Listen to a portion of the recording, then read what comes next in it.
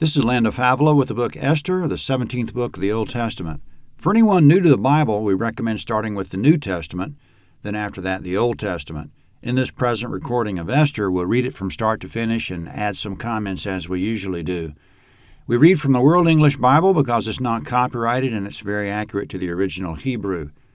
Just to place this story in its time frame, it was after the times of Ezra and Nehemiah. That's why the order of the books is Ezra, Nehemiah, then Esther. It begins the third year of Xerxes the Great, which means it's 483 BC. Xerxes was king of the Persian Empire, who ruled from India to Ethiopia. So, of course, his land encompassed the Promised Land, but the Promised Land was only a very small fraction of his kingdom.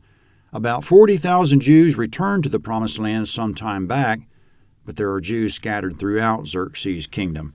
Curiously, in this book, there's no mention of God, not even one time, but even so, God is highly evident in it. As a matter of fact, there are some incredible hidden prophecies in this book, which begin to unfold toward the latter part of the book. So let's get started. Esther chapter 1, verse 1. Now in the days of Ahasuerus, this is Ahasuerus who reigned from India even to Ethiopia over 127 provinces. Comment, your narrator just said in the introduction that it was the reign of Xerxes the Great, but verse 1 just called him Ahasuerus. It's the same man. We can account for the difference in that when names get translated from one language to another, they come out twisted. In this case, the ancient writer of Esther translated the king's name from Persian to Hebrew. Then much later, when the Bible was translated to English, it came out as Ahasuerus. But when translated from Persian to Greek to English, it comes out as Xerxes. Modern historians have taken up the latter, which seems to be closer to the original Persian, but we'll call him Ahasuerus since that's what the text calls him. He ruled from Africa all the way to what's now India, as verse 1 says, just like the Persian kings before him and after him. According to verse 1, the kingdom had 127 provinces. Going on, verse 2.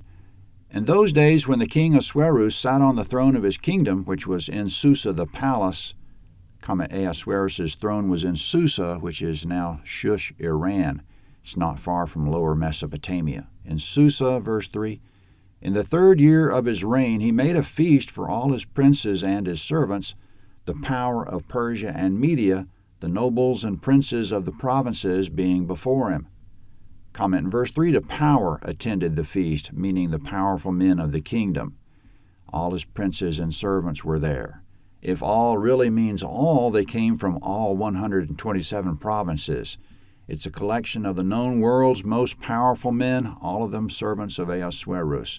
After such a long trip for some of them, and as important as they were to the kingdom, it would be inappropriate to entertain them for one day and send them home. It probably took weeks or months to even get there, so verse 4. He displayed the riches of his glorious kingdom and the honor of his excellent majesty many days, even 180 days. When these days were fulfilled, the king made a 7-day feast for all the people who were present in Susa the palace, both great and small, in the court of the garden of the king's palace. Comment, as we might expect, the luxury was over the top. Coming up. Verse 6. There were hangings of white and blue material fastened with cords of fine linen and purple to silver rings and marble pillars. The couches were of gold and silver on a pavement of red, white, yellow, and black marble. They gave them drinks in golden vessels of various kinds, including royal wine in abundance according to the bounty of the king. In accordance with the law, the drinking was not compulsory, for so the king had instructed all the officials of his house that they should do according to every man's pleasure. Comment in verses 7 and 8, you want to get drunk? Fine. You don't? No problem. It won't offend the king. It was even a law that a man could drink as little or as much as he wanted according to his pleasure. Verse 9. Also Vashti the queen made a feast for the women in the royal house which belonged to King Ahasuerus. Comment, there was a separate feast for the women, probably also 7 days. The feast for the men was in the garden of the king's palace in verse 5, while the women were inside in verse 9. Verse 10, on the 7th day, when the heart of the king was merry with wine, he commanded Mehuman, Biztha, Harbona, Bigtha, and Abagtha, Zethar, and Carcas, the 7 eunuchs who served in the presence of Ahasuerus the king, to bring Vashti the queen before the king with the royal crown, to show all the people and the princes her beauty, for she was beautiful. Comment in verse 10, the king's heart was merry with wine. He was drunk, in other words.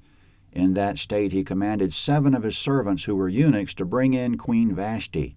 He wants to show all the assembled rulers how beautiful she is. When the queen heard this, she knew it was inappropriate. It must have been the alcohol talking. Therefore, verse 12. But the queen Vashti refused to come at the king's commandment by the eunuchs. Therefore the king was very angry, and his anger burned in him. Then the king said to the wise men who knew the times, for it was the king's custom to consult those who knew law and judgment, and next to him were Karshena, Shethar, Admatha, Tarshish, Meres, Marsena, and Memucan, the 7 princes of Persia and Media who saw the king's face and sat first in the kingdom.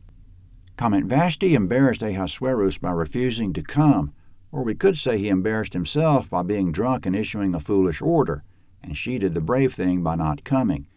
Be that as it may, when the king was sober, he knew he was compromised. It was in front of all the most powerful men and women of the kingdom. He can't let anyone disrespect him publicly, even when he gives a drunken order. If the king doesn't command respect from his wife, he'll be a laughingstock. No one will respect him. It could dissolve the kingdom. Therefore he called his full-time advisers. He said, verse 15, what shall we do to the queen Vashti according to the law, because she's not done the bidding of the king Ahasuerus by the eunuchs? Memucan answered before the king and the princes, Vashti the queen has not done wrong just to the king, but also to all the princes, and to all the people who are in all the provinces of the king Ahasuerus. For this deed of the queen will become known to all women, causing them to show contempt for their husbands when it's reported, King Ahasuerus commanded Vashti the queen to be brought in before him, but she didn't come. Today the princesses of Persia and Media who've heard of the queen's deed will tell all the king's princes. This will cause much contempt and wrath. Comment in verses 16 and 17, the advisor Memucan says the women at the party of the entire kingdom are sure to spread this gossip among themselves. It'll reach, quote, all the people who are in all the provinces, end quote, not just the rulers' wives, but the way such a story spreads down to the common households. That's how juicy this is. In verse 18, it'll destroy the social fabric of the kingdom when all the wives learn the lesson of it. There'll be feminine contempt and masculine wrath everywhere. No peace in any home. Coming up, this calls for extreme measures, according to the king's advisor Memucan. He says to the king, verse 19, if it pleases the king, let a royal commandment go from him, and let it be written among the laws of the Persians and the Medes, so that it cannot be altered, that Vashti may never again come before King Ahasuerus, and let the king give her royal estate to another who's better than she. When the king's decree which he shall make is published throughout all his kingdom, for it is great, all the wives will give their husbands honor, both great and small. Comment, what does the king think about this advice? Verse 21. This advice pleased the king and the princes, and the king did according to the word of Memucan, for he sent letters into all the king's provinces, and to every province according to its writing, and to every people in their language, that every man should rule his own house, speaking in the language of his own people. Comment, Memucan's advice in verse 19 was that Vashti should be removed as queen, stripped of her royal privileges, replaced, and never see the king's face again. Additionally, in verse 21, he says the king should publish a law in every province and language that a man should rule his own house. In verse 21, the king agreed with this advice and did all that. He stripped Vashti of all her royal honor and began looking for another queen. Did Vashti do the right or wrong thing by refusing to come? Probably she was only standing up for what was sober, and we can honor her for paying a heroic price. In 1 Samuel chapter 25, Abigail crossed her drunken husband by giving material support to David and his men after her husband had refused to do so, and it worked out the opposite for her, that she later became queen by all this. So we do the right thing and take whatever comes of it. This tidbit came from your narrator's wife. Definitely the king should not have been drunk. Quote, it's not for kings, O Lemuel, to drink wine, or for rulers to crave strong drink. Proverbs 31:4. Lemuel means belonging to God. It's not for kings belonging to God to drink strong drink. It turns out all these events were by the hand of God to clear the way for Esther to become queen and eventually save the Jews from annihilation. Esther 2's next. You can find any chapter quickly on our website, landofhavilah.net.